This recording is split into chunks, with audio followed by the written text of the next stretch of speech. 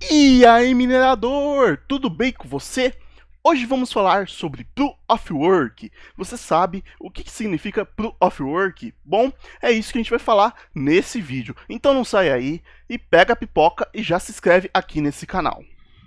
Bom, guys, vamos explicar bastante sobre o Proof of Work hoje nesse vídeo. O que significa Proof of Work? Prova de trabalho. Ou seja, você tem que trabalhar para receber. Então, mas você não vai, não sou eu, não é você, não são seres humanos que vão trabalhar, mas sim a máquina. A gente vai configurar as máquinas para trabalhar. Hoje, na grande revolução que a gente teve ultimamente, as máquinas trabalham mais que os humanos, ou seja, a gente configura todas as máquinas para trabalhar trabalhos pesados e muito mais difíceis do que se fosse vários seres humanos utilizando desse trabalho. E o Proof of Work na mineração é basicamente isso. Vamos explicar primeiro como surgiu o Proof of Work. Lá em 2009, quando foi criado o protocolo do Bitcoin, quando foi criada a criptomoeda Bitcoin, ela não era dividida em duas criptomoedas. Na verdade, em duas criptomoedas não. Falei errado. Não era dividido em dois protocolos. Era tudo centralizado e não existia vários termos hoje que foram tirados dentro da concepção do Bitcoin. Foram cortados só algumas coisas como blockchain. A blockchain não era uma blockchain, já era tudo integrado dentro do Bitcoin. Não existia esse sistema, um sistema de blockchain, um sistema de não sei o que e tal. Era tudo integrado. E para funcionar todo o Bitcoin, existia uma necessidade da gente validar as transações. Ou seja, se eu compro lá 10 Bitcoins, alguém tem que validar a transação. E como é feita essa validação? Ela é feita da seguinte maneira: eu estou transferindo da minha carteira, a minha carteira ela tem uma coisa chamada hash, que é o meu código da minha carteira. Aí eu vou transferir para sua carteira. Na sua carteira também vai ter o hash da sua carteira. Então, só que para a gente ter toda esta configuração, eu vou transferir 10 bitcoins meus para você, a gente precisa de alguém que valide isso. Hoje, quando a gente fala em validação de transações, essas coisas, a gente tem vários sistemas, como o sistema de bancos, que fazem essa validação de transação. Temos os sistemas também de cartão de crédito, que os cartões de crédito fazem estas validações dessas transações, e cada pessoa fica com uma parte do valor dessas validações.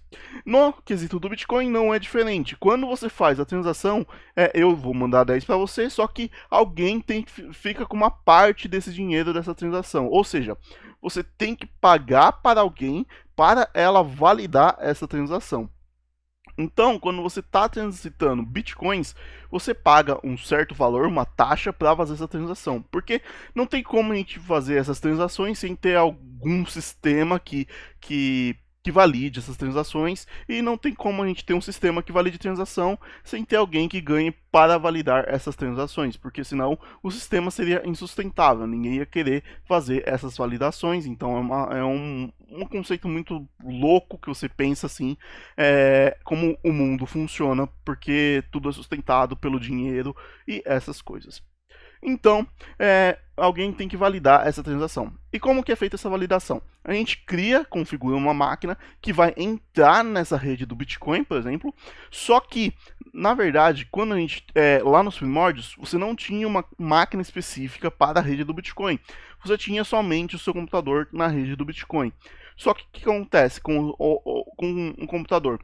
No Bitcoin, você só consegue minerar através do processador, por causa da hash que tem dentro, da criptografia que tem dentro do Bitcoin, que é uma outra coisa que compõe toda a estrutura do Bitcoin e que também compõe as estruturas das criptomoedas.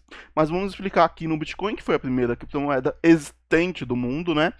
Então, você tem o sistema de hash, que é o hash SHA-256, que é um hash bem complexo. Se você fosse calcular ele na mão, você demoraria muito tempo para calcular. Então, dentro desse hash 256, a gente ainda tem também uma outra coisa que a gente vai acrescentando zeros à transação. Ou seja, mesmo que você tente burlar essa transação com muito poder computacional, ela vai crescendo ao longo do tempo, ao longo da quantidade de pessoas que vai entrando nessa transação, e é aumentado a dificuldade. Então a gente aumenta a dificuldade, que são os zeros. dessa transação.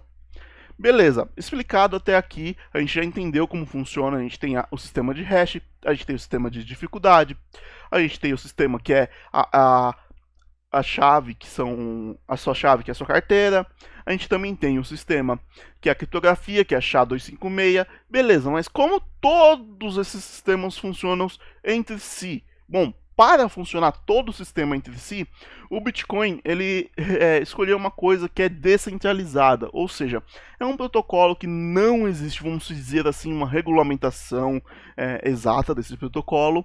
Ou seja, geralmente a gente tem o protocolo da internet, só que ele é um protocolo, vamos dizer assim, que ele é um protocolo específico para a gente utilizar a internet. Então a gente tem o TCP/IP, que transmite todos os dados dentro dos protocolos da internet, e com várias outras coisas dentro da internet, tá?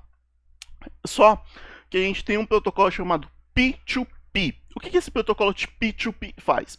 Ele conecta uma máquina a outra máquina, ou seja, você está trafegando diretamente de uma máquina até a outra. É quase como se fosse uma VPN, que você faz um túnel que você conecta direto até uma outra máquina sem ter interferências de outras máquinas. É basicamente quase que uma VPN.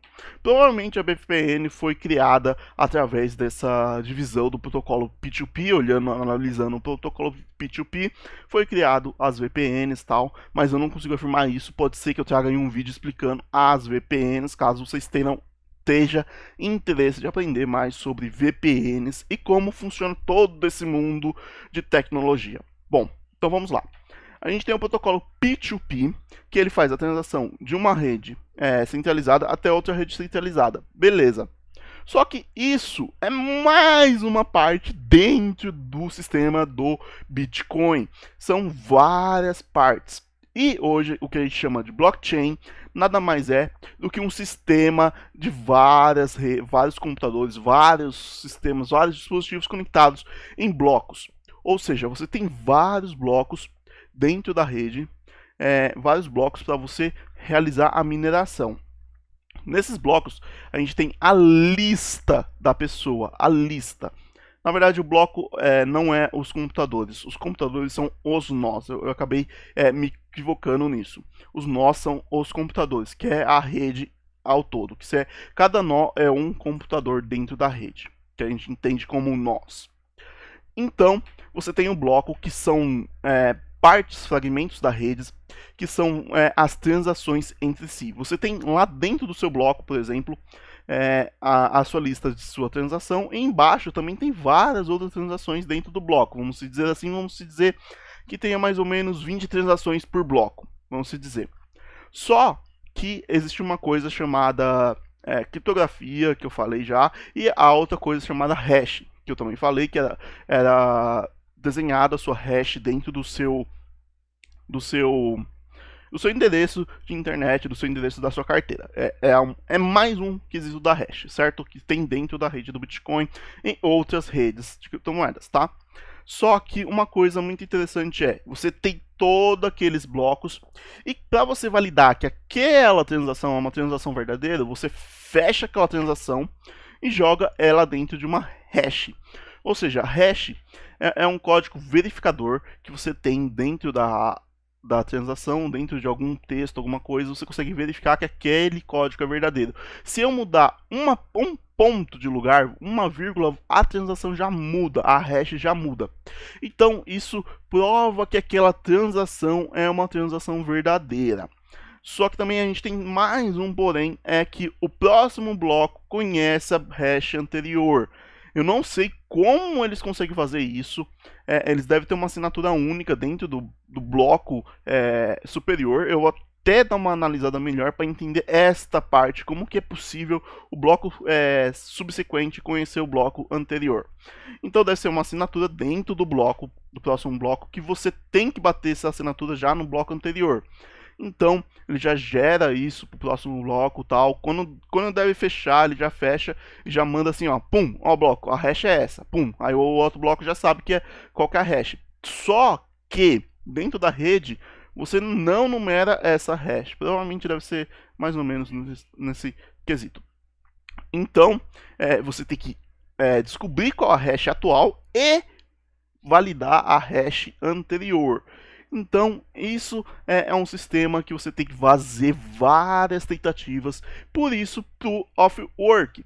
Você vai deixar o seu computador lá parado, fazendo várias tentativas, fazendo vários cálculos, tentar número 1, número 2, número 3, número 4, número 5, número 6, número 7, número 8. É como se fosse um esquema de brute force, só que a um nível de tipo que você tem um brute force que é permitido. É basicamente o mesmo quesito de brute force, que você vai testando várias combinações para descobrir a senha, você vai testando, e de repente, pum, bateu, pum, é essa senha. Então é isso, basicamente o Proof of Work é um sistema de brute force permitido, vamos dizer assim. Você vai jogar várias tentativas dentro da sua mineração, dentro da sua máquina, que ele vai tentando, de repente, pum, era esse aí que eu precisava. Aí você vai lá, pum, aí eu quebrei a hash. Beleza. Aí você sinaliza outros computadores, ó, essa daqui, ó, quebrei essa hash, testa aí pra ver se é isso. Aí os caras vão lá, pum, pum, pum, pum, pum, todo mundo vai testando, pum, essa hash mesmo, essa hash, essa hash, essa hash. Então todos nós vão sabendo que aquela é a hash verdadeira, eles testam, pum, tenta ver com aquela chave, pum, abriu também aqui, pum, abriu aqui também aqui, pum, abriu aqui também aqui. Então todo mundo da rede vai conseguir abrir o mesmo arquivo. Então isso significa que aquele arquivo é verdadeiro. Então a gente tem esse esquema no Proof of Work. A gente consegue validar que aquela transação é realmente a transação verdadeira dentro da hash. Então, quanto mais poder computacional você tiver, mais rápido será esse tipo de análise, esse tipo de verificação, claro.